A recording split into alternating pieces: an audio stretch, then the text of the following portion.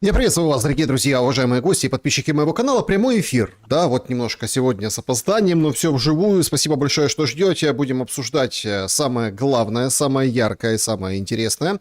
А самое интересное сейчас происходит во Франции. Да? Пламен Пасков прямо на связи из Болгарии. А поговорим про Францию. Пламен, здравствуйте. Приветствую вас и вашу очень любознательную летнюю аудиторию, которая, несмотря на чемпионат мира по футболу, несмотря на другие технические, политические, идеологические и прочие ограничения, несмотря на жаркое лето, когда нужно вообще-то отдыхать и заниматься другими приятностями, все равно лояльны вашему, иногда даже и нашему каналу, и, соответственно, за что им большое-пребольшое спасибо. Да, друзья, благодарим вас. Прямой эфир, возможность поучаствовать в нем. Это сделать очень просто, поэтому оставьте свой вопрос в сообществе YouTube, в клубе зрителей также и в чате трансляции, но там в самом конце.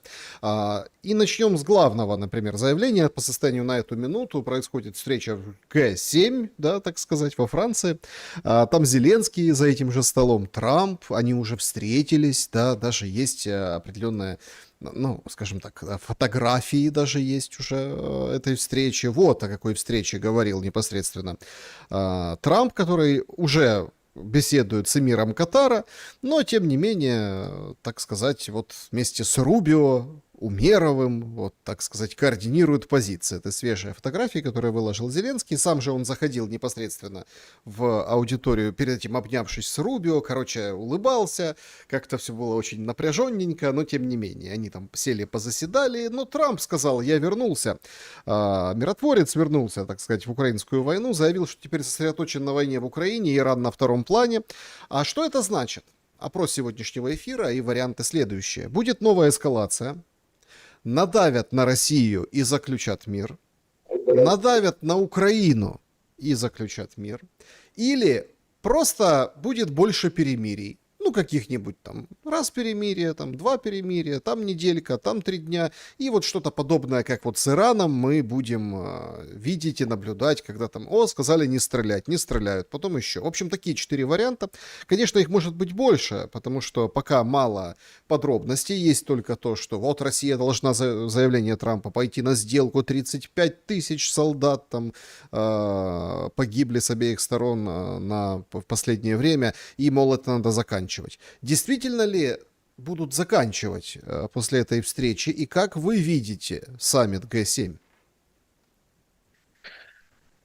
Честно говоря, я от этого саммита чудес не ожидал, но судя по действительно красочно описанного вами хорошего настроения Зеленского, если это не стоит ему большие артистические напряги и большого артистического профессионализма, значит, ему там что-то удалось, какие-то деньги ему пообещали, какие-то ракеты ему нашли, какие-то индульгенции ему тоже пообещали. То есть у него, скорее всего, ситуация более-менее, если неприятные, то склоняющиеся к положительному.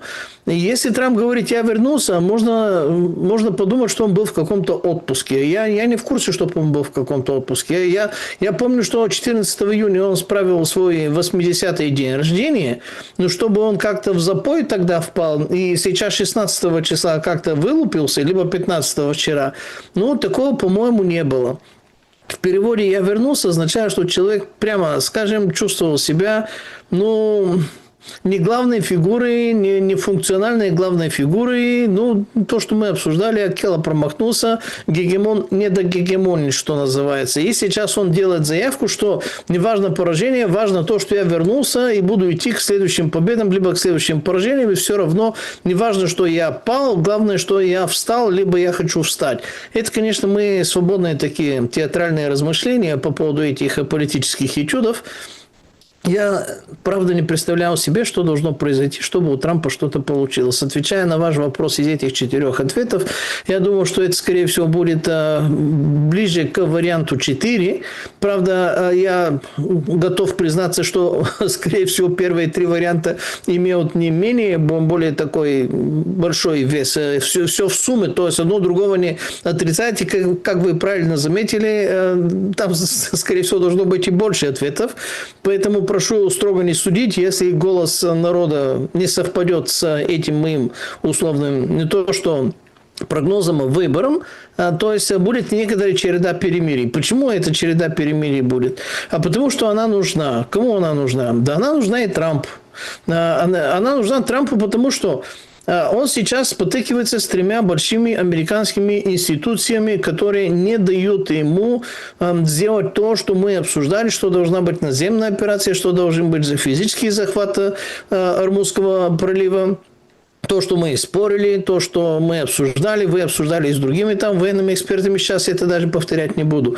Во-первых, Пентагон ему сказал, мы потратили все бюджеты и все ресурсы. Пока вы не издействуете, вы нам не обеспечите новые бюджеты по поводу топлива, по поводу ракет, по поводу зарплат, по поводу всего остального, а у нас другого бюджета нет. Пентагон.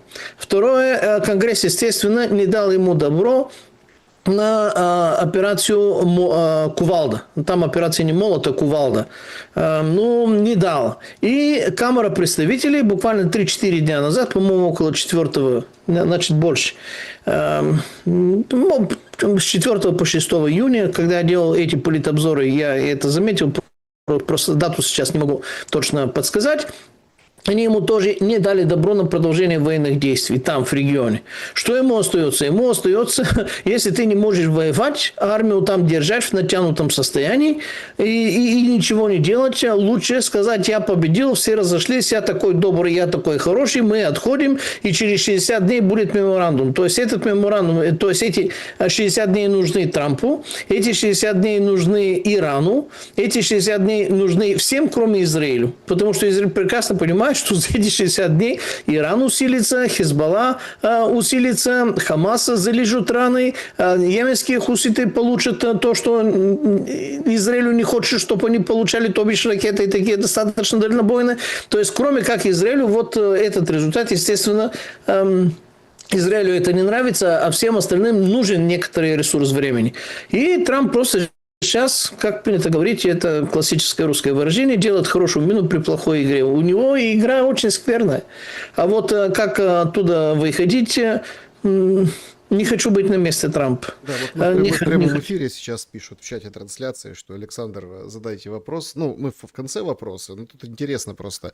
Сейчас вот в это время, пока мы в прямом эфире, у Биби Нетаньяху суд.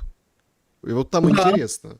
Вот 80 с чем-то, да, обвинений есть, 80 с чем-то, да. Вот если приговор будет, ну, как пишет зритель, это уже интересно ваше мнение, если приговор будет, ну, какой-то вынесут, то, соответственно, Нетаньяху дальше попрет с войной, еще пуще прежнего, потому что война — это его индульгенция. А если будет оправдательный, то вполне себе можно и мир, да, как бы обустроить и пойти вместе с Трампом, потому что там же очень прямая связь между уголовными делами у Нетаньяху и продолжающейся войной, не находите? Ну, знаете, ему не может быть оправдательно, потому что ему уже выносили реальный настоящий приговор. Это было в начале октября 2023 года, то есть за считанные дни до 7 октября, когда Хамас прорвали вот эту там стену, там ограду и все остальное, хлынули и стали резать израильтян. То есть у него уже есть, можно сказать, почти вступивший в силу, уже произнесенный приговор.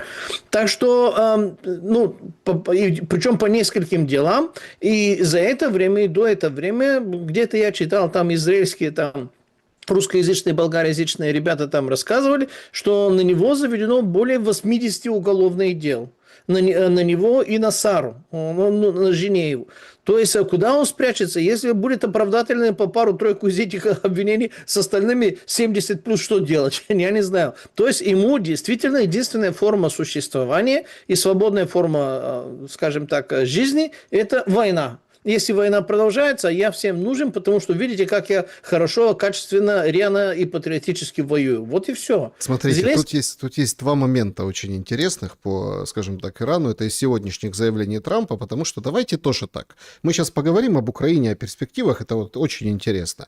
Но еще раз, подтверждается прогноз. Хоть и есть заявление Трампа, I'll be back, да, я вернусь, я вернулся, да, я back, все уже. Но вся эта движуха в Г7 это про Иран. Это про Иран, Израиль, Ближний Восток. И про это, безусловно. Потому что там из монархии залива очередь, да, выстроилась. И вот свежее заявление Трампа по этому поводу, вот мы в прямом эфире. Значит, Трамп говорит, смена режима в Иране никогда не была целью. Но это происходит. Теперь они ведут рационально себя. Биби должен стать более ответственным в отношении Ливана, говорит Трамп, и добавляет, что он предложил Израилю, чтобы, внимание, Сирия занялась Хизбаллой, думаю, у них лучше получится. Исходя из раскладов на Ближнем Востоке, это заявление достаточно громкое и серьезное, которое, с одной стороны, может урезонить Нетаньяху, а с другой стороны, мы видим новое прокси, как бы окукливается и вылупляется у Трампа в арсенале. Честно говоря, я не знаю, кто консультант Трампа по этому вопросу, но это караул, это мрак, это умопомрачение.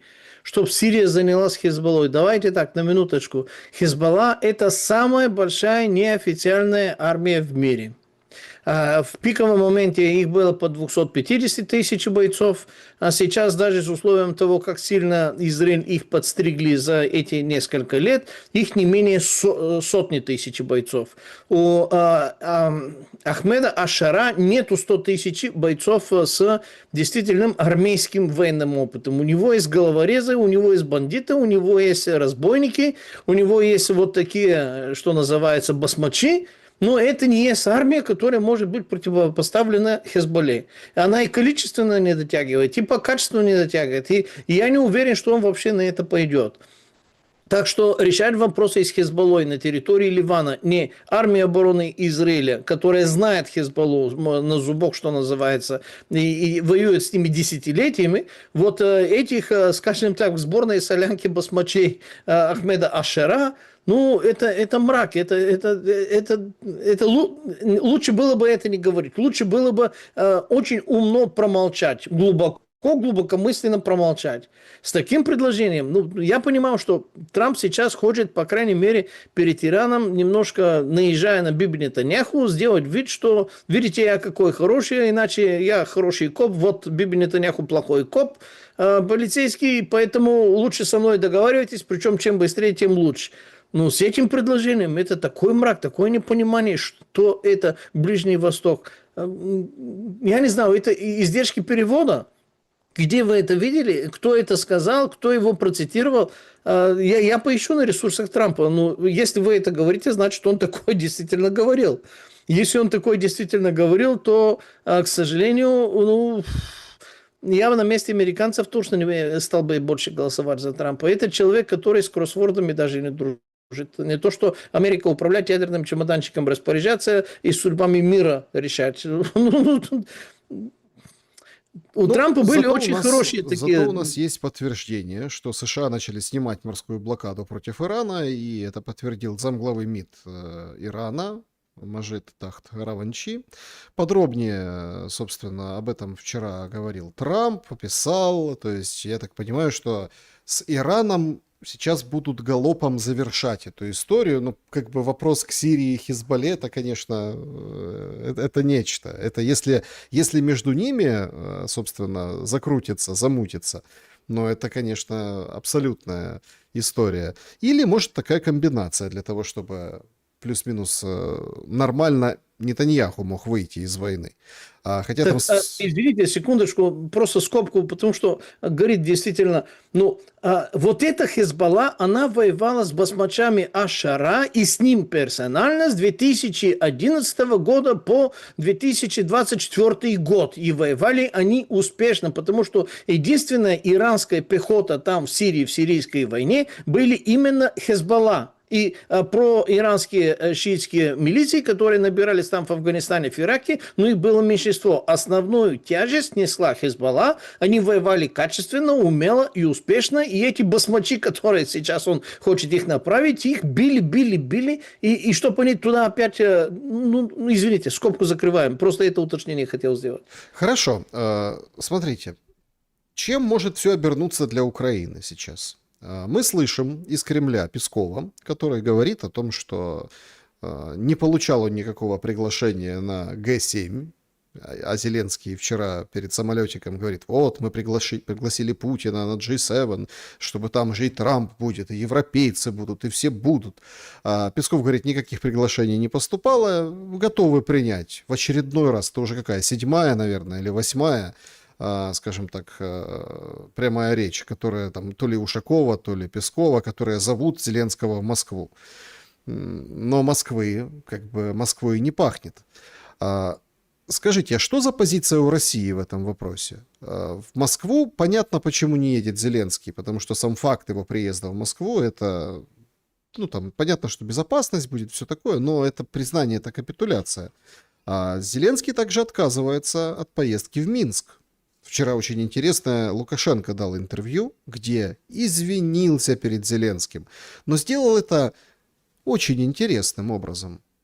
Очень хитро извинился, употребив выражение «как поют, так отпевают». Мол, я не должен был, конечно, так в ответ ему говорить такие слова «извините», но речь шла о перепалке. Но он понимает, что Зеленский же воюет, да, поэтому он там неопытный, а я вот проявил вот такую опытность. Сегодня, кстати, Сырский заявил, что усиливают компоненту беспилотников на северной границе украинско-белорусской. Так будет ли встреча с Путиным? И что означают извинения Лукашенко? Я не знаю, можно ли давать такое определение словам Александра Григорьевича, потому что слова извинения звучат, как будто он что-то там напортачил, накосячил или дров наломал, и он в слабой позиции немножко. То есть в конкретном случае именно так нужно расшифровать, если называть это действительно извинением. Это, скорее всего, такой тонкий политический троллинг, я это так воспринимаю, потому что, когда я изучал подробно, занимался вот этой границей Украины, в прошлый раз, когда мы обсуждали, что 25 пунктов, это есть 25 пунктов границы, начиная с Белоруссии, заканчивая с границей с Молдовой, где, если их уничтожить и сделать эти входы в Украину кратерами, достаточно большой шириной, логистика будет перерезана, соответственно, Украина будет не в состоянии больше воевать, неважно, какие производства, какого количества дронов, снарядов и всего остального будет производиться и будет скапливаться около Жешува для Украины. Но как я смотрел внимательно, с максимальным приближением на Google картах, я посмотрел и на границу Украины с Белоруссией. За исключением нескольких пунктов, где действительно есть уже выкопанные окопы, есть уже зубы дракона, есть вообще-то КПП, есть блокпосты, там бетонные вот эти блоки тоже стоят, буквально несколько. Остальная часть вот этой границы, причем Google карты настаивают, что это 26-й год, ну, мягко говоря, она не может быть, она воспринимается границей только при большом желании. Она проходит через озера, через болото, через лесов, через много чего. То есть, если ты не пользуешься единственными только этими официальными КПП, а хочешь заниматься или просачиваться другим образом, это физически невозможно контролировать. Вообще невозможно. Ни дронами, ни другими средствами. Обеспечить ее физически невозможно. Так что, если будет какая-то форма атаки со стороны и территории и Белоруссии в сторону Украины, ну, еще раз, за исключением нескольких из этих КПП, контрольно-пропускных пунктов, остальное обеспечить герметичность невозможно. Даже обеспечить какую-то более-менее реальную защиту тоже невозможно. Особенно с учетом вот этой современной войны. Так что Александр Григорьевич, я не думаю, что он извинялся. А какова позиция Москвы, какова позиция Кремля? Ну, по поводу Г7 у них нет сильной позиции. Они прекрасно понимают, что там люди собираются для того, чтобы обсуждать, как их бомбить, как их нападать, как их убивать, и как готовиться к 29-30 году, и как сделать так, чтобы нынешний Киев вернее, даже не Киев, а нынешняя Банкова, нынешняя там киевская администрация Зеленского, 95-я квартальная, они просто продержались. И они делают все из ряда вон возможное, чтобы эта администрация действительно продержалась. У этой администрации есть жуткая проблема с личным составом. На Константиновском направлении, которое Константиновка уже взята, есть разные данные, что количественное преимущество личного состава российских вооруженных сил это от 5 до 8 раз больше, чем украинские. И, соответственно, в городских агломерациях вот это количественное преимущество и качественное, наверное, преимущество в дронах Украины мало чем сказывается, потому что дроны сильны именно на лесополосах, на открытые пространства и так далее, на окопах и прочее, прочее. А вот в городской агломерации, где есть подвалы, где есть здания, где есть много чего, ну, дроны не то, что ничего, но это не то, что вне города. То есть количественное преимущество российских вооруженных сил в агломерациях Константиновки, теперь сейчас Алексеевка, Дружковка, а дальше Краматорский и Славянск, оно будет сказываться. Поэтому здесь говорить о том, что у Украины какой-то перелом, переворот или выстрел, или полет, или что-нибудь такое, ну, это, мягко говоря, не то, что опрометчиво. Это так далеко от правды, что всерьез обсуждать нельзя. У каждой стороны есть некоторые тактические на определенных направлениях успехи, которые достаточно заметны. И у русской стороны есть, и у украинской стороны есть. Но из этих даже тактическими немножко многовато их называть. Ну, ладно, оперативными там, скажем так, успехи, временные оперативные успехи, делать какие-то слишком далеко идущие выводы в ту или в другую сторону не стоит. Главная проблема действительно в логистике. То есть вот эту российскую логистику, вот эти украинские дроны в состоянии разрушать, и если они будут количественно накапливаться, и Россия не будет принимать решение обрезать, отрезать, отсечь вот эти входы и логистики для того, чтобы прекратить и решить и этот вопрос, то у России будут нарастающие комы этих проблем. Но, Ну, смотрите, опять же, они даже... же, вы вот говорите про эту логистику постоянно на каждой нашей встрече, но тут же мы видим, немножко идет другой подход, даже вот исключительно, ну, такой военно-технический, да, момент. По поводу фронта, да, движение в районе Казачьей Лопани, Харьковская область, штурм Лимана фактически уже начался, и уже там идет движение, причем такие, как это, помните, жаб'ячі стрибки в украинские говорили, это прыжки жабы. Штурм Лимана начался, но пока не получается. Штурм Лимана начался, прыжки в район туда, в сторону Славянска. С Константиновкой вопрос как бы решается. Не буду говорить, что он там решен, но понятно, там бои тяжелые уже там и в центре города. В общем, приходит картинка оттуда.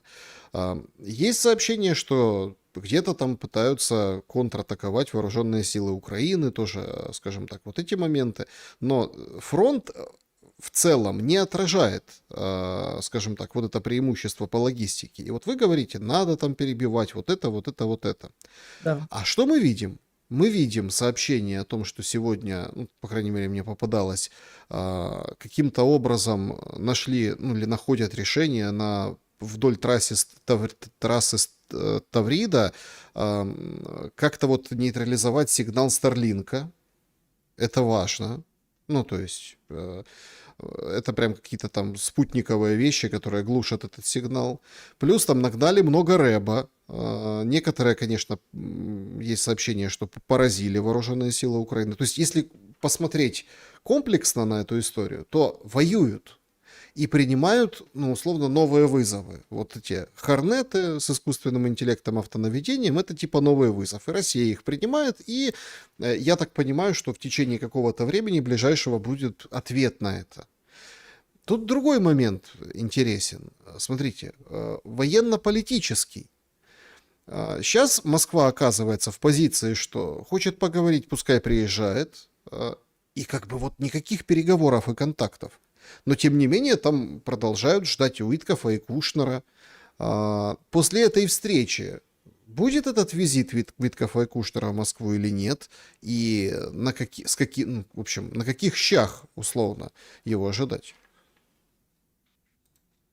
Витков и Кушнер, особенно Кушнер, ну и Витков, да, в том числе, по-моему, у них сейчас есть другая, более серьезная проблема. Албанцы ищут их, чтобы их побить. потому что они очень злые на то, что они попытались купить единственный, что называется, албанский остров в Адриатическом море под названием Сазани. И сделать из него то, что раньше они грозили сделать из Газы. Ну, какой-то супер-пупер туристический центр. Этот остров, он во все времена, что называется, география – это приговор. Он имеет крайне стратегическое влияние, значение на входе у Адриатика из военной точки зрения, с суверенной точки зрения. И албанцы вообще-то восстали против Эди Рама, то бишь это их премьер-министр, который они считают, что, слушай, ты негодяй, это не твое, чтобы им это продавать. Это государственная собственность, и она не продается, Албания не продается.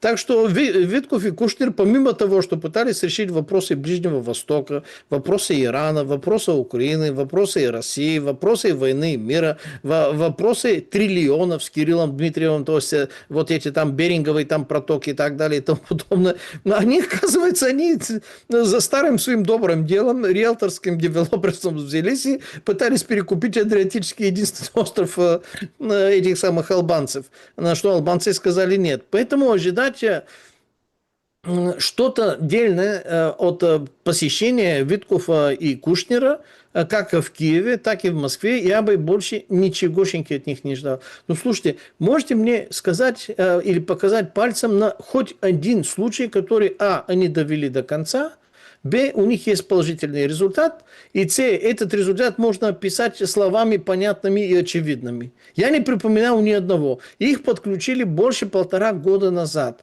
Они были до Анкориджа, они были после Анкориджа. Анкоридж – это такая точка отсчета, что называется. Они постоянно чесали туда-обратно. Они уже все достопримечательности Киева и Москву неплохо знают, могут работать уже гидами, особенно в люксозных ресторанах, в люксозных гостиницах и все хорошие, вкусные, дорогие места. Они это прекрасно знают. То есть их встречали на уровне, можно сказать, арабских шейхов, либо там дорогущих гостей. Но от этого результат никакой. Потом попробовали отправить более, наверное, такого, что ли, тяжеловеса под названием Роман Аркадьевич. Ну, по фамилии Абрамович, что называется. Зеленский его встретил не очень приветливо, без, скажем так, традиционного славянского гостеприимства, наверное, потому что он еврей, а не славянин, и наехал на него словами: а где бабки ты мне, где деньги, которые ты привез? Ну, слушай, я переговоры здесь, какие деньги вообще-то? Что за странное поведение, что за манера, и что за это самое называется? Абрамович просил с самого начала, еще с 2022 года, чтобы его участие, соучастие, либо, скажем так, медиаторские функции были всегда в строжайшем секрете, а и тот, и другой Владимир постоянно выдают базу.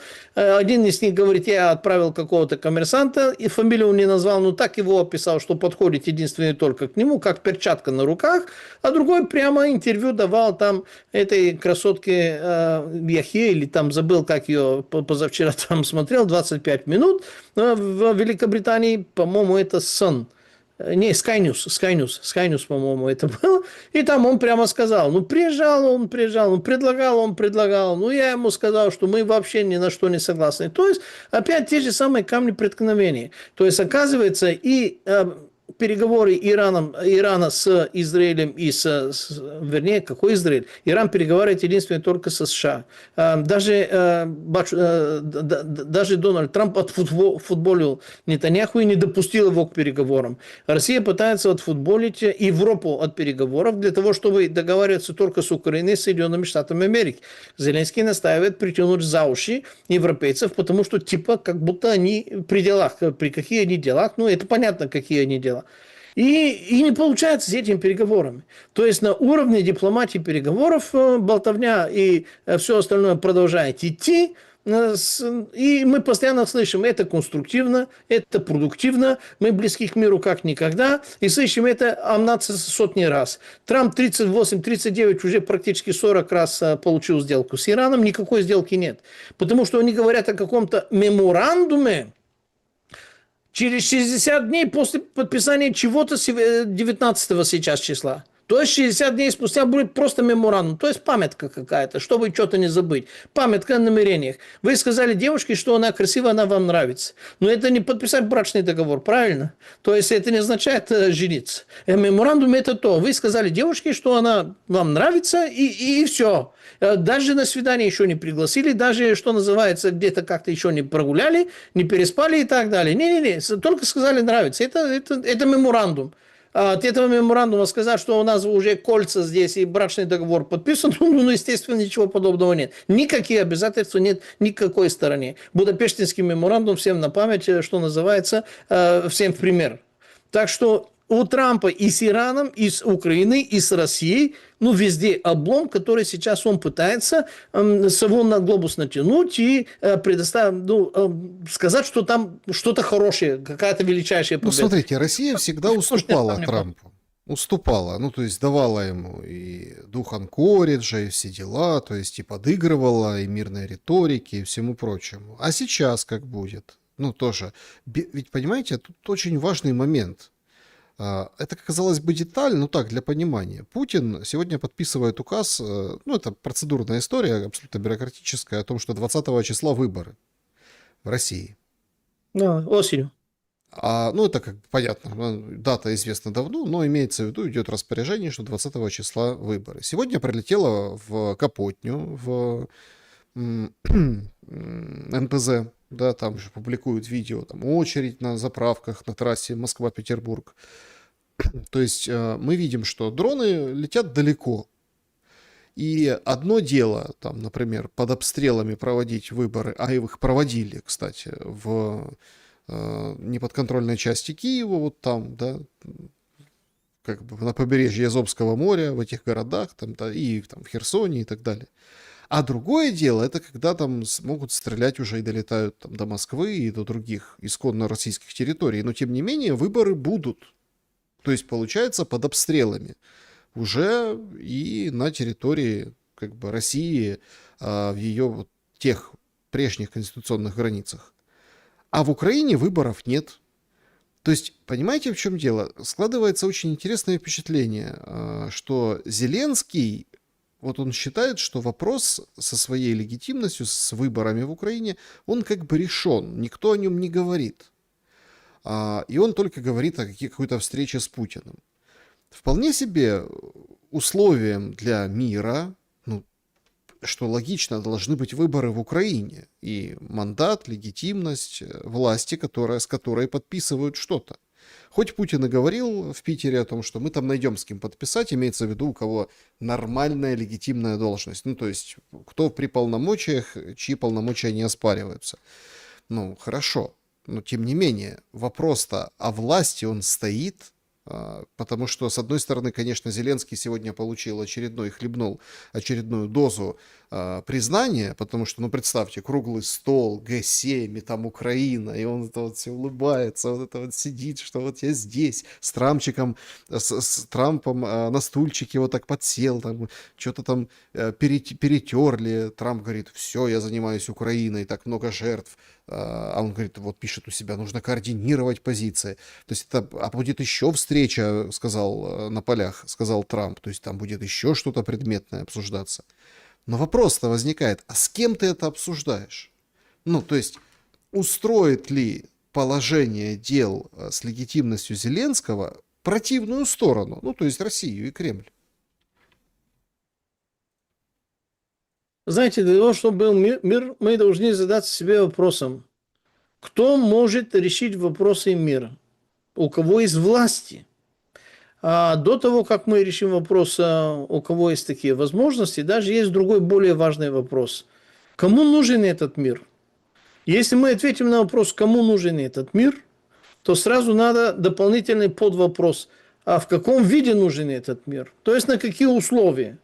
Если по поводу этих условий, по поводу этих, скажем так, фигурантов, которым нужен этот мир, у нас постоянно какие-то, не знаю, как это назвать, как калейдоскоп немножко крутанул там по времени, и картинка там из этих там, скажем так, цветных там, зернышек сразу поменялась, и мы один раз думаем, что Трамп, он может решить вопросы войны и мира. Оказывается, Трамп не может заставить Илона Маска отрубить Starlink, Трамп не может сказать Алексу Карпу, чтобы он не предоставлял палантир украинской стороне. Трамп не может дать щелбан Зеленскому и приструнить и воспитать его, а этот позволяет себе огрызаться в рамках почти более-менее приличия, порой и хамовитым образом уже после 28 февраля прошлого года, много-много раз, если не много-много, то несколько раз. То есть Трамп, оказывается, не может контролировать, грубо говоря, американскую повестку, потому что действительно, я вчера смотрел интересную передачу, где человек вообще-то делом там занимался, не буду говорить, кто и где и как, это не суть, но он сказал, наличие украинских вооруженных сил в составе ВСУ как компонент целостной боеспособности, целостного участия в процессе войны, это не более 5%. Сначала мне это показалось каким-то бредом. Как это 5%, когда их... Не-не-не, речь идет о том, что они выполняют там единственную только функцию мяса. Они одеты в форме, которые производит не Украина, они стреляют и орудуют оружием, которое не произведено Украиной, а которое предоставляется внешним образом, они идут и едят сухие пайки, которые натовские, которые произведены внешним, они пользуются рациями, они пользуются разведданными, они пользуются логистикой, они пользуются всем остальным. И из этого украинской составляющей для этих бойцов ВСУ это от 5 до 7%, но скорее всего около 5%. Все остальное, 93-95% составляющие в этой войне, это 10-15% Европейский Союз, вернее, коалиции желающих, и остальное 80 чем-то процентов это Соединенные Государства Америки. Хотя они сказали, что больше ничего не дают, зато продают. И хотя они сказали, что больше вкладываться не будут, они хотят что-то получить. Если убрать вот этот шум вербальный в сторону и посмотреть на сухой остаток, в сухом остатке получается именно так, что Украина не воюет, а Украина является полем боя. Украинцы не воюют за какие-то национальные идеи, украинцы являются военным мясом, которые зарплаты платят другие, потому что это на внешние деньги, кормят тебя, вооружают тебя, дают тебе разведданные, дают тебе координацию, дают тебе задачи боевые, куда и как воевать, и куда и как не воевать. Опять же, другие, третьи, Какие внешние. другие? Давайте подумаем, какие другие. Вчера было очень, я хочу прям отметить это заявление, очень важное заявление в рамках своего интервью. Вот все так, вот Лукашенко извинился перед Зеленским, схватили и понесли. Ну так работает условно там российская, украинская пропаганда, российская, там взяли за слово, схватили, контекст совершенно другой, но вот именно в качестве пропаганды так работает в принципе она. Но Лукашенко же сделал феноменальнейший пас. Он говорит, что еврейское лобби обмануло Путина. Из-за этого конфликт в Украине завершился, не завершился и не смог завершиться быстрой победой России. Мол, тогда, когда вот все началось, все четко понимали, что Россия победит, и поэтому вот так. Но еврейское лобби в очередной раз обманули. Ватикан и лобби еврейское, собственно, сказали, что Путину, что все, мы идем на мир от имени Зеленского. А по факту получилось так, как получилось. Я думаю, это не просто так сейчас вскрывается Лукашенко, вот эти вещи. И сказанные они тоже не просто так. За этим стоит нечто важное. Просто мы в силу своего, конспирология, там эти ватиканские какие-то разведчики, это все, во всем виноваты евреи, вот это все. Но тут как раз-таки... Любимая жвачка есть такая, любимая жвачка. Но сказанное это Лукашенко нас отсылает к абсолютно реальной методике, как вообще себя ведут с Россией. Вот это вот сакраментальное Путина, помните? Надули. Что сейчас? Где сейчас, на ваш взгляд, на каких позициях?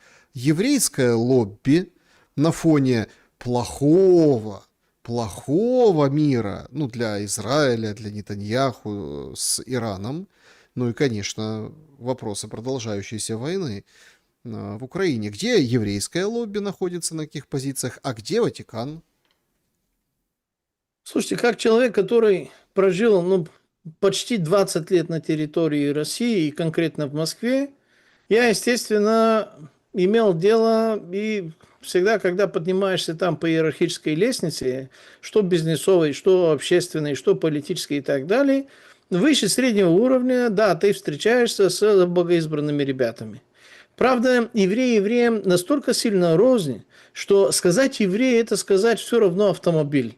Автомобиль есть Феррари, автомобиль есть КамАЗ, автомобиль есть Волга, автомобиль есть, там не будем всех перечислять, автомобиль есть электроавтомобиль, есть любые. То есть, что ты сказал, ничего не сказал. Сказал то, что это 4 колеса, то есть у этого человека есть 2 ноги, 2 руки, там и остальные анатомические особенности, как у всех остальных людей. Здесь, если Лукашенко это сказал, я это пропустил, я от вас это узнаю.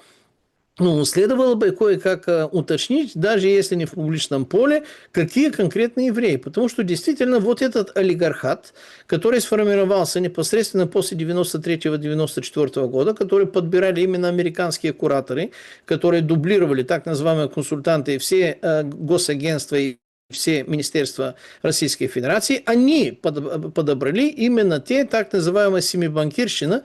Это были не 7 банкиров, их было там более 12, по сути, но там всего один был недоевреем. Все остальные практически исключений не было. Но это был выбор не Ельцина, а это был выбор именно этих американцев, которые приезжали, занимались прямым образом процессами управления на территории формирующейся тогда Российской Федерации. Поэтому какие евреи его обманули, в чем они его обманули? Они обманули, Абрамович тоже еврей. Если Абрамович ему обещал, что я схожу к Зеленскому, тоже еврей, давай я там договорюсь, кого он имел в виду? Для меня действительно это загадка. Мне трудно это обсуждать. Я не знаю Медведчук, он по национальности какой. Если он тоже еврей, он действительно тот, который сильнее всего обманул Владимира Владимировича, потому что он усвоил какие-то 5 миллиардов евро или долларов, это уже не суть, и сказал, можете заходить, все на мази, все готово, все схвачено, так что будет все как с Большим Крымом, бескровно, красиво, забирайте вот эти парадные формы для того, чтобы это самое. Как один Медведчук успел так заколдовать вот этого мудрейшего, светлейшего, умнейшего, опытнейшего, скажем так, геополитика всех времен и народов, я не знаю.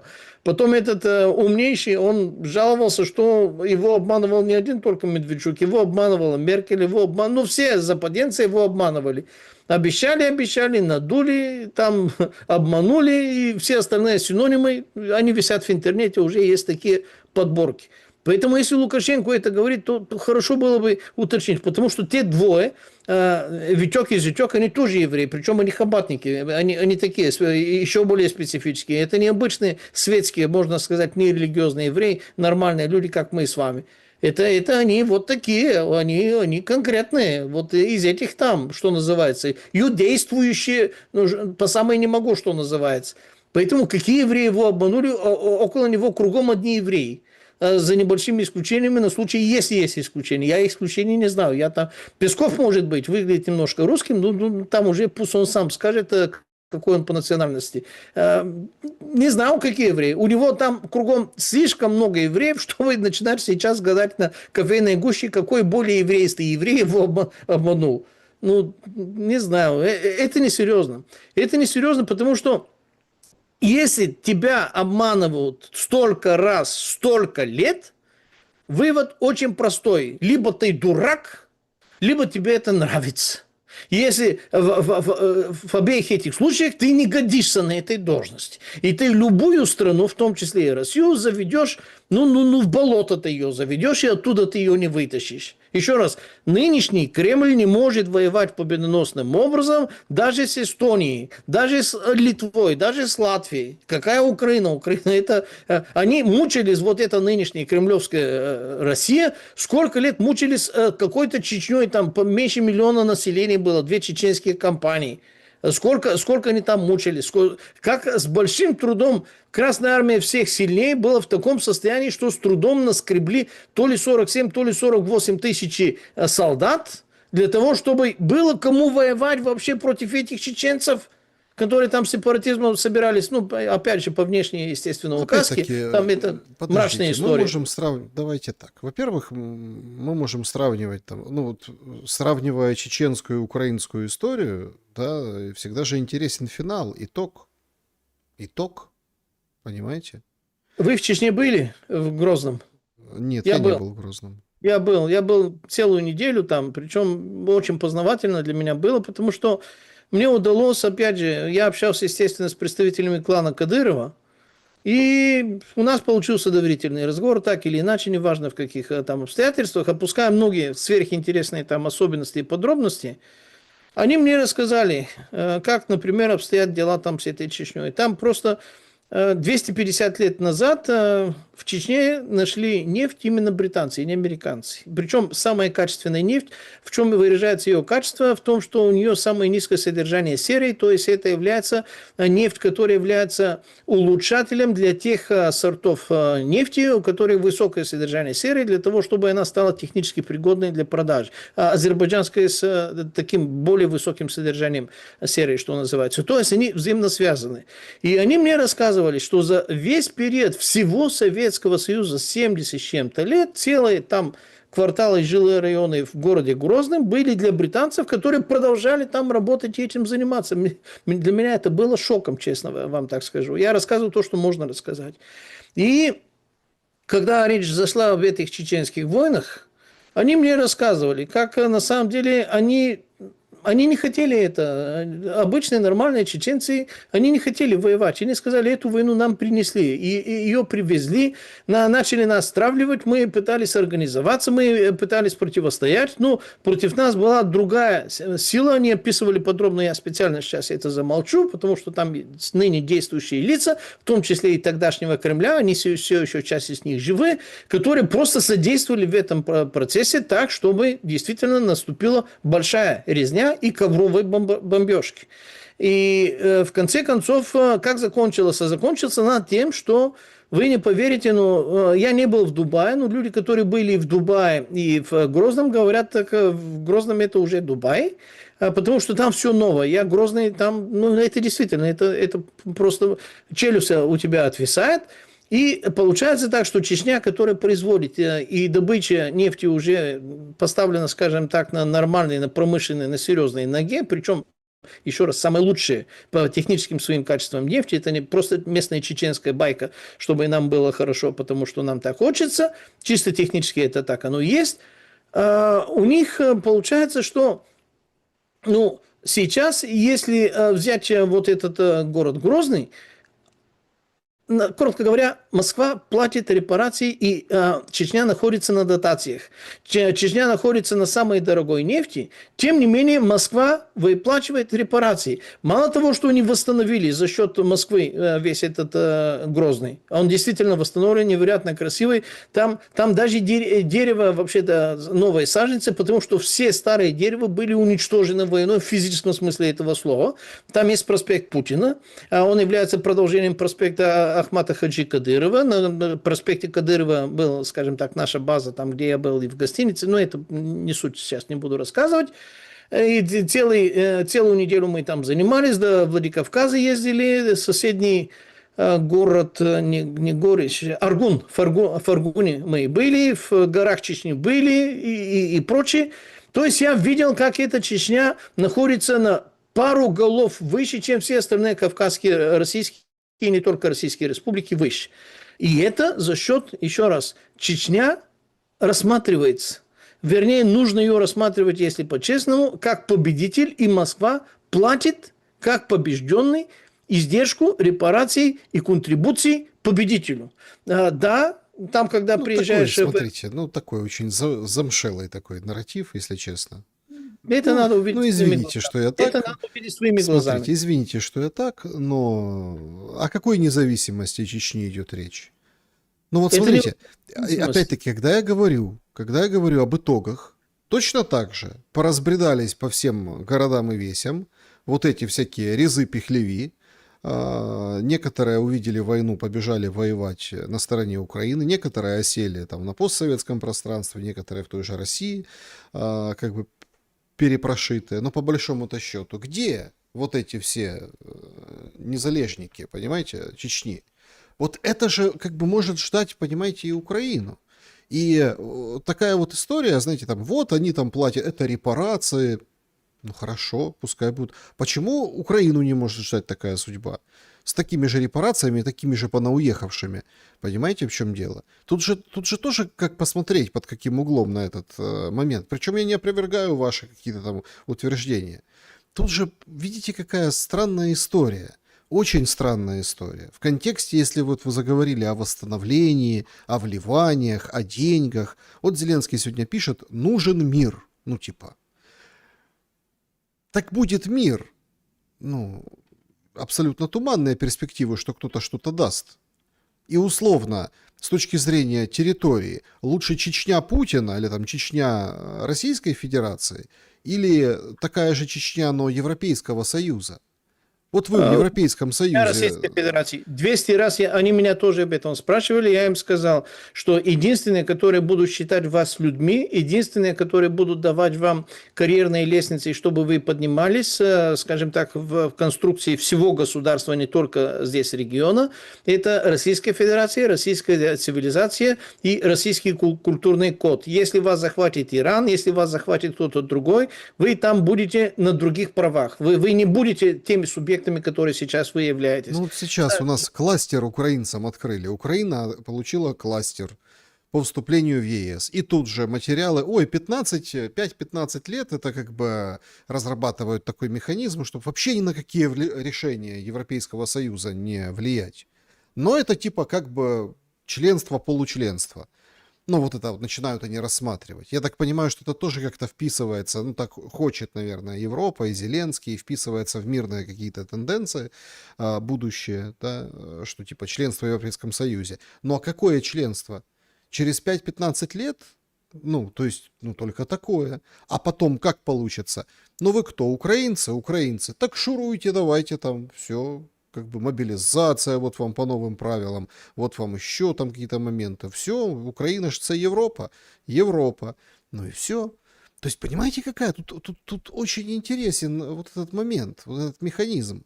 Одно дело снести все нахрен и отгрохать небоскреб, как в центре Грозного, да, там парочку вот этих, визитная карточка, после вот этих боев. А другое дело, вот эту территорию, которая есть, да, послевоенную, без людей в должном количестве, без, ну, как бы, экономика просто вымыта, без ничего, то есть, да, просто осваивать, как, ну, превратить в какую-то отмывочную, агросектор, ну хорошо, поставить какие-то там модульные заводики, которые там что-то будут клепать, какие-то там дрончики на 3D-принтерах печатать, ну то есть и использовать это все. Вот смотрите, у нас есть своя типа армия Европы, а «Голос» — это страна, у которой есть армия Европы, после такого жуткого военного конфликта, который там идет уже к 5 годам.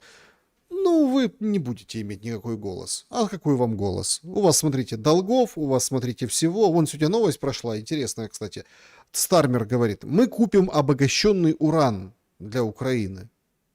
Британия покупает обогащенный уран для Украины. Ну, тут есть уже тоже опасность, потому что, а может, это ядерное оружие? Ну, в общем, надо перезаправлять атомные электростанции. Денег нет. Поэтому британцы будут покупать ядерное топливо. Хорошо.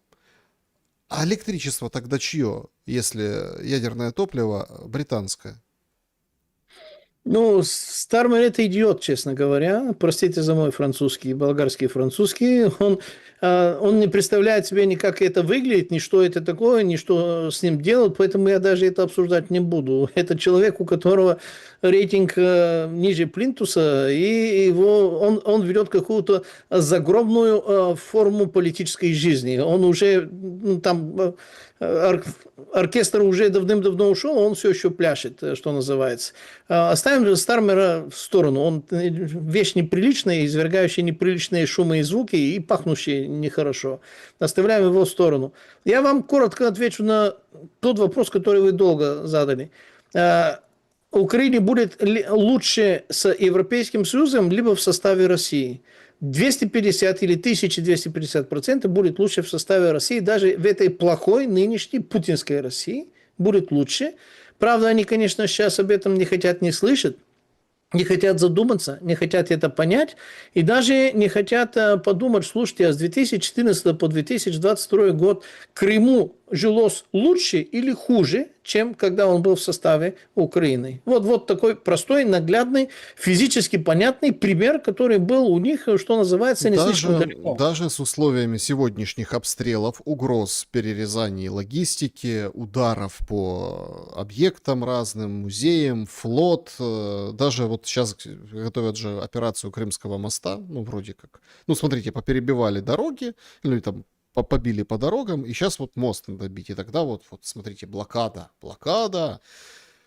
И все так радуются, никто не понимает, ну, никто не может просто прикинуть. Ну, мост же не сразу появился. Пламен. Мост Это же... огромное, очень серьезное инженерное сооружение, Нет, которое хорошо. немногие могут это сделать. Ну, давайте так, запустят дроны там подводные, надводные, фуру опять пустят какую-то там, пройдут как-то за сало или втихаря досмотры и рамки, и там что-то взорвется и на мосту, и под мостом. Вот нет моста. Так его не было. Ну, не было. И Крым был островом. Ну, в прямом смысле этого слова по отношению к Российской Федерации с 2014 года. И все равно, и была там проблема и с электрикой, и со всем на свете, но тем не менее, как-то же там было, понимаете, тогда. Причем все говорили, что стало лучше. Ну, все вот, говорили, что стало лучше. Да. То есть технологии этого перерезания, идти отвоевывать, многие зададут вопрос, зачем? Многие. Нет, понятно, что конституционная территория, все дела, то есть цель войны, безусловно, со стороны Украины. Но это будет нечто подобным, да, но может лучше сложиться в силу того, что это вот Курская операция, понимаете? Зайдут, займут какую-то часть, а потом их будут выбивать и выбьют. Ну, когда-то. Да? Если, конечно, вот с отрезанной логистикой, наоборот, вот не все. Все же как рассчитывают, что зашли и все побежали. Ну, вот я смотрю украинских комментаторов, они говорят, сейчас надо только рыпнуться, показать, что ты туда вот пойдешь, и все убегут из Крыма. Но мы же не знаем точно, убегут или не убегут, понимаете? Вот же в чем вопрос. Слушайте, все это решается очень легко. И даже не тем способом перерезания логистики, о которых я уже вторую или третью передачу и вам рассказываю, потому что, на мой взгляд, это самый бескровный, самый без жертв и без смертей людей способ, который действительно гарантированно чисто военно-технически прекратит эту войну. Но 8 напротив 9, 8 и 9 декабря 1991 года Советский Союз был юридически незаконно разрушен. Незаконно – это очень важное слово. То есть, если восстановить юридическую, а не просто человеческую, историческую, либо логическую правду, а юридическую правду, просто сначала ее хотя бы признать. Наша Украина незаконна, наша Российская Федерация незаконна, и все остальные субъекты, которые отвалились после незаконного развала Советского Союза, они незаконны. Если сначала хотя бы признаться, что мы живем вне правового поля, и именно отсюда наши все беды, именно отсюда все наши дележки, чей этот вообще-то Нагорный Карабах, Армения, Азербайджан, чей этот Крым, Россия, Украина, чья это Новороссия, чья это вообще-то Запорожская атомная электростанция, и все остальные, все. Если просто посмотреть правде в глаза, что Советский Союз был разрушен незаконно, и нужно вернуться к юридической правде, к юридическому формату, кстати, который был закреплен более 100 миллионов человеческими жизнями Второй мировой войны, 27 миллионов из которых народов Советского Союза, и место сохранено в ООН, в Совете Безопасности, именно на правах победителей, именно Советскому Союзу и Российской Федерации передалось по наследству просто потому, что некому другому было передаться. То есть Советский Союз разрушен незаконно. Если вернуть этот Советский Союз юридически, либо хотя бы начинать говорить, юридически об этом говорить, не политически, а и юридически об этом говорить, то тогда никаких вопросов, чей Крым, чей Донбасс, чей Бахмут, чья вообще-то, ну, что хотите, где хотите, как угодно. За что вообще воевать друг с другом? За что убивать друг друга? Все наше. Вы хотите Воронежскую область, вы хотите, что здесь, Ростовскую область, так Камчатка ваша, Владивосток ваш, Магадан ваш и Калининград ваш. Мало? Ну, и Литва, и Латвия, Эстония тоже ваши. Тоже мало. Так сначала это усвойте. Сначала это усвойте. За что воевать, кого убивать? Не стоит вообще-то даже плохое слово сказать. Если понять, что вот этот юридический формат, Советский Союз, это единственный легитимный, законный, закрепленный результатом Второй мировой войны и признанный всеми этими другими странами, признанный Джордж Буш-старший, когда этот дурак Дуракович Ельцин, вечно пьяный Боря Ельцин, первый ему позвонил там с Беловежской пущи, с Вискули, похвастаться, что это он развалил Советский Союз, что его надо гладить по голову, а не Горбачева. Он был в ужасе. Они не это хотели. Они хотели приручить, опустить, контролировать Советским Союзом, грабить Советским Союзом. Но они не хотели его развала, потому что понимали, что потом придется иметь дело с энным количеством там субъектами, энным количеством посольствами, агентурой и всем остальным и прочее. Они этого не хотели. Британия была рада, потому что для нее это немножко другое. Вот Америка этого не хотела. Джордж Буш этого не хотел. Старший, я имею в виду, отец вот этого другого, который типа якобы как будто друг Владимир Владимирович. Он этого не хотел. Американцы это не хотели. Потому что они понимали, что Советский Союз – это та страна, которая, да, опасная, да, ядерное оружие, да, много чего, но мы с ними вместе воевали в Второй мировой войне, и, по сути, американцы с Советским Союзом не воевали. Ну, в Третьей мировой, то бишь в холодной войне, да, это было, мягко говоря, противостояние и настоящая война, но она и называлась холодной, потому что без явных фронтов, хотя 52 военные горячие конфликты по всему миру было, и десятки миллионов людей все равно погибло, но прямиком с Советским Союзом вот развалить, они этого не хотели. То есть, если сейчас кто-то скажет, восстанавливаем Советский Союз, юридические ребята, давайте ваши юристы, давайте вашу главную прокуратуру, давайте ваш министр юриспруденции, давайте это самое, вот бумаги, вот фактура, вот законодательство, вот Конституция. Ну, это, смотрите, это невозможно, хотя были, конечно, юридические поползновения с этой стороны. В Российской, кстати, Федерации. Официально там, по-моему, Союз юристов или главный судья вот вылетело из головы. То есть официально, да, но это как бы это уже время ушло, понимаете? Время ушло. То есть кто его будет зубер и будет его восстанавливать? Ну, Пламен, ну, окститесь. Ну, уже как бы все, понимаете? Тут уже кто уже? Все, понимаете? Вот само нечто новое сотвориться может. Это вот как на концерте Коржа с флагами, понимаете? Это знаете кто? Тот, кто хочет жить. И тот, кто не хочет, чтобы его детки погибали. Это малый мотив для того, чтобы восстановить Советский Союз. Когда показывают в телеграм-каналах, потому что в Ютубе это почти запрещено, но и в Ютубе с трудом можно их найти, вот эти кладбища больших украинских городов, где большие поля как будто вообще-то усеяны вот этими флагами. Вот эти пацаны были бы живы. У них были бы девочки, у них были бы семьи, у них были бы дети, у них была бы жизнь. У всех. И аналогичное кладбище, естественно, с российской стороны. За что они погибли? За что они сражались? И если на тебя напали Великое Отечественное, там мотив великий, настоящий, моральный и битва на существование. Там все понятно. Здесь за что они сражаются? За Киевский, Московский военный округ, который не могут разделить на серии Киевской и Руси, что ли? Или за Зеленского, или за Путина они сражаются? За что они сражаются? За что они погибают? За что они убивают друг друга? друзья, в составе Советского Союза этого нет. Значит, Просто нет. Союз тоже и в Африке повоевал, и Афганистан был, то есть там как бы тоже интернациональный долг и все дела, то есть тоже война была. Ну, конечно, не такая ужасная, это правда. Так, давайте перейдем к вашим вопросам, подведем итоги чата. Точнее, голосования в чате. Трамп заявил, что теперь сосредоточен на войне в Украине. Что это значит? 5% считают, что надавят на Россию, заключат мир. 19% на Украину надавят и заключат мир. 21% будет больше перемирий. Второе место у нас. Ну и все думают, 56%, что это все сулит еще одну какую-то новую страшную эскалацию. Ну вот такие результаты. Что скажете?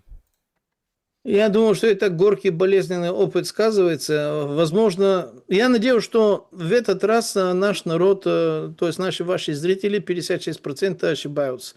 Потому что, по-моему, это боль в сердце, которая им эмоционально продиктовала преимущественно именно вот этот ответ. А если Трамп действительно будет этим заниматься, ну, ничего хорошего скоро, конечно, не будет. А будет ли эскалация? Будет, если вот эти король Карлос III действительно то ли не договорился о сроках, то ли не договорился о действиях. То есть, если он договаривался с американскими триллионерами недавно о каких-то обозримых сроках, то скоро будет перемирие. И у меня есть основания так считать, потому что 1 июня кадр под названием Кирилл Буданов, он же генерал, он же начальник или там руководитель администрации президента Украины, на каком-то форуме по security, там, то есть по безопасности, держа микрофон в руках, совершенно ясно и членораздельно сказал, что Зеленскому поручено, в скобках по-английски instructed, то есть он инструктирован это сделать, закончить войну, по-английски ASAP, as soon as possible, то бишь скорейшим образом, как можно скорее, желательно до зимы, то есть до начала зимы, то есть до конца, предположительно, ноября. Кто может поручить Зеленскому? Я уверен, что поручал ему не Владимир Путин. Я уверен, что эти лолики-болик, то бишь Витек и Зятек, они ему ничего поручить не могут. Даже уверен, что Трамп, наверное, не может ему это поручить. А с кем встречался Зеленский недавно? Искренне и лично в Лондоне, в том числе персонально и не первый раз. Ну, с той же самой коронованной особью. Он встречался как раз до 1 июня, когда я 2 здесь июня увидел это в официальных сводках, даже могу вам сказать, как это действительно называлось. Вот в Киеве я здесь это смотрю, у меня вот эти, помимо военных, есть и другие сводки. О, вот Зеленскому поручено попытаться как можно скорее закончить эту войну. Здесь на кадрах это архитектура безопасности, форум архитектура безопасности в Киеве 1.06.2026 года. И генерал Кирилл Буданов, держа микрофон левой рукой, сидя, именно это изглаголил. Если кто-то из тех, которые действительно могут и имеют право... Не Зеленскому, а Зеленский поручил Буданову. Английский текст это был Зеленский инструктирован закончить эту войну. Зеленский не может инструктировать кого-то закончить эту войну. Угу. Так что и по-русски, и по-украински, и по-английски, как хотите. Здесь я смотрю на перевод. Зеленскому поручено попытаться как можно скорее закончить эту войну. И в оригинале, если посмотреть на английский, Зеленский instructed to try to end this war as soon as possible, preferably before winter. Буданов. Все. Ну да, до зимы. Так, давайте несколько вопросов. Сообщество YouTube. Даю. Пламен, Блиц. Как будет выглядеть грядущий состав России на грядущий гнев России на грядущую поставку Украину обогащенного урана Лондоном, в то время как сама Россия поставляет этот же уран США? Петр. Ну, это хороший, интересный вопрос и указывает на знание дел, но скажем так, с одним уточнением.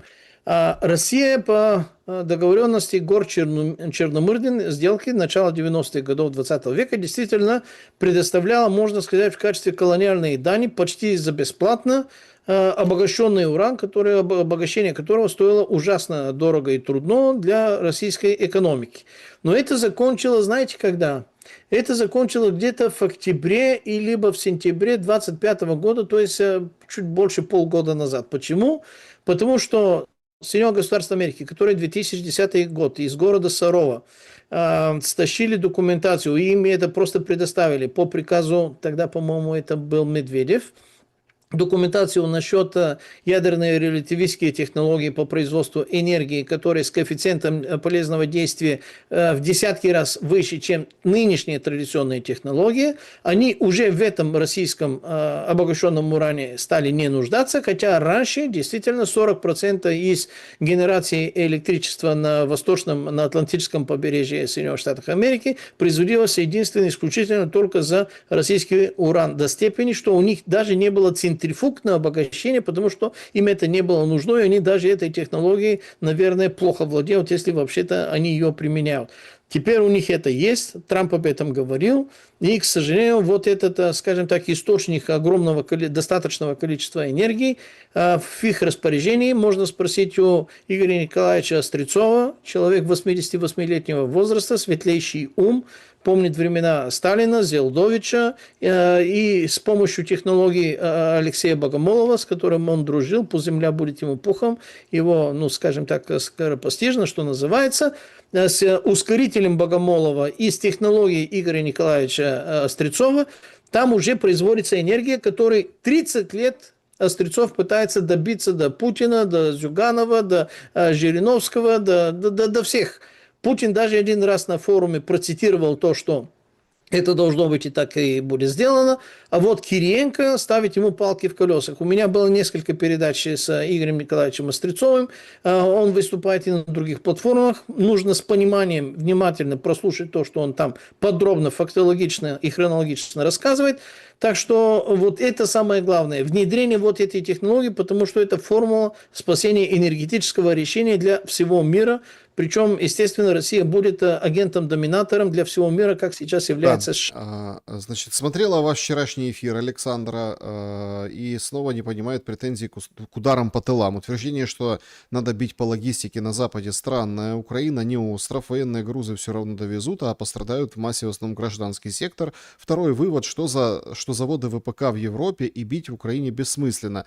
Тоже не выдерживает критики. Вы серьезно считаете, что дроны с размером с кукурузник привозят уже собранными? Нет, они поступают как конструкторы, собираются с взрывчаткой на складах АТБ, Новой почты, даже вроде цехов киностудии Довженко. С одной стороны, вы заявляете, что войну выиграют дроны, а не солдат на земле, а потом удивляетесь, почему россияне бьют по цехам сборки. Как это назвать? Шизофрения. И насчет мужского лица российской власти. Разве надевать на разных каналах разные маски, это по-мужски? Уличает вас Александр.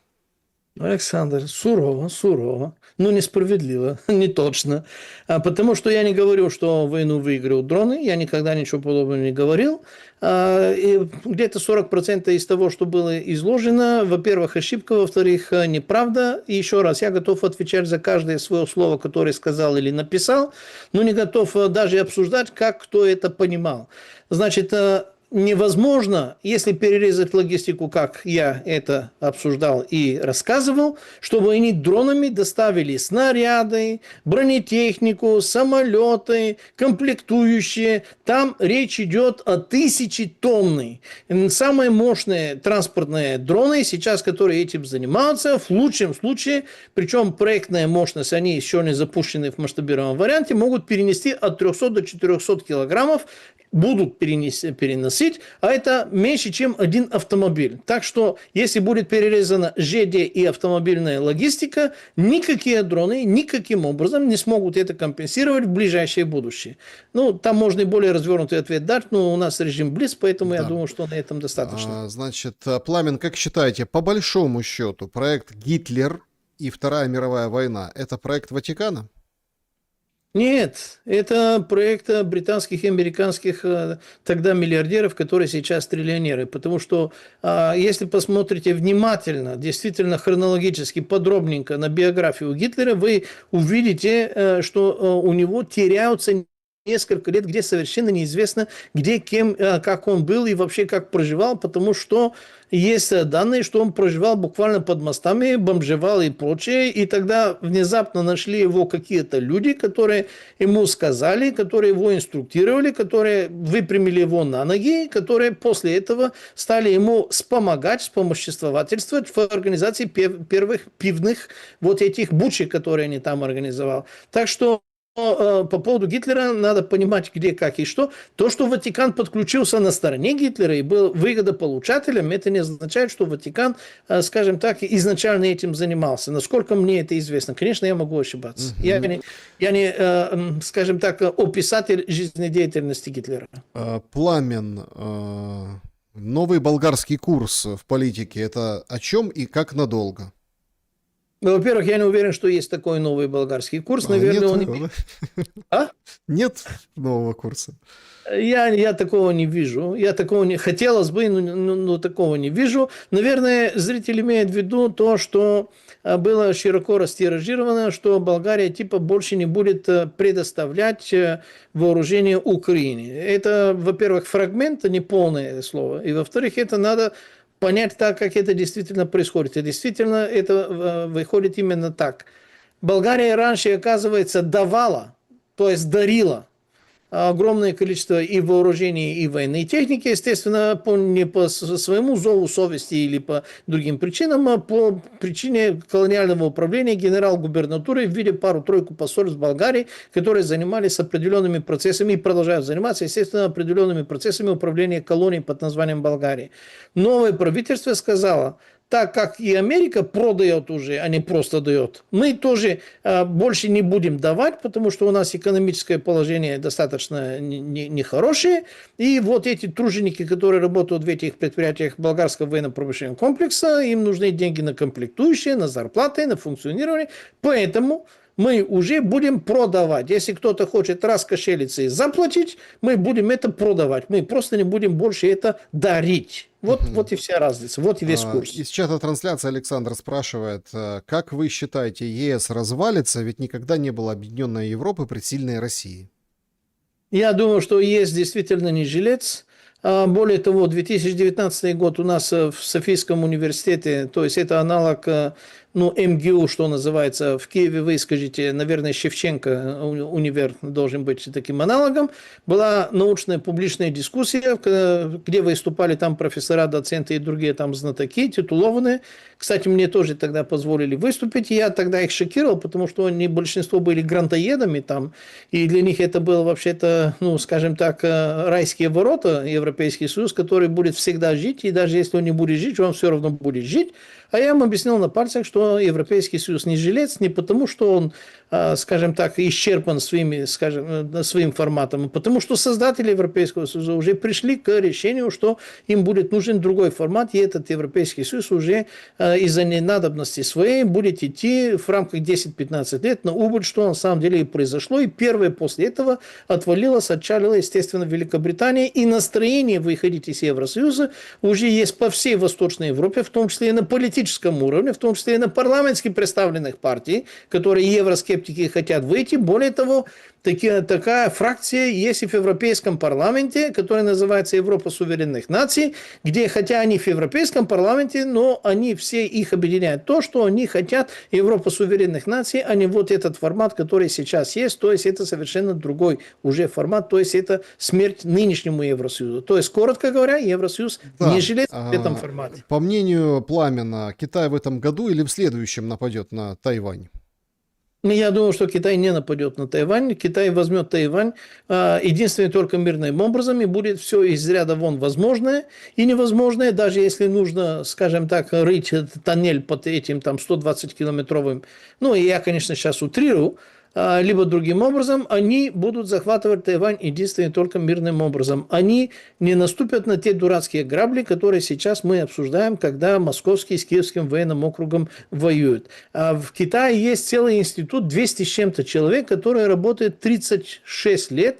Единственная цель и задача этого института, можно это погуглить и почитать, они занимаются исследованием, почему Советский Союз так разрушился, так был уничтожен без внешних и даже внутренних на то достаточных оснований, и как нам нужно делать так, чтобы у нас никогда ни за что ничего подобного не происходило. 200 с чем-то человек в специальном институте занимаются исследованием только вот этого вопроса, чтобы и с нами никогда не было то, что с Советским Союзом. Соответственно, они воевать с Тайванем с оружием в руках не будут. Они могут это демонстрировать, учения могут играть, но стрелять и убивать не будут. Пишет Андрей Пламен Александр, спасибо огромное за ваши обзоры и аналитику. Был летом в Бальчике, очень приятные, хорошие люди в Болгарии. Александр, можно и от вас услышать ваше коронное? Вот это все, спасибо. Можно услышать. Пламен, спасибо большое вам за время и мысли. Братья и сестры, товарищи, дамы и господа, господа офицеры, господа не пьющие, не офицеры, я единственное исключение и не пьющий, но офицер. Друзья, не друзья, троллы, боты, враги, вы тоже люди, ну, мы к вам тоже по-человечески, по возможности. Ну, если вы не сильно там перебарщиваете, выключите, пожалуйста, телевизоры, включите мозги, и все у вас приложится. Всего вам доброго, будьте с нами. Продолжение обязательно через неделю следует. И по ком звонит колокол. Проверьте, пожалуйста, колокольчик. 3-4 секунды. Если он беленький, вы вне курса событий, которые мы здесь обсуждаем. Сделайте его черненьким. 3-4 секунды. Еще раз всего вам доброго. До встречи. Берегите себя. Ну, вот это все. Увидимся. Добра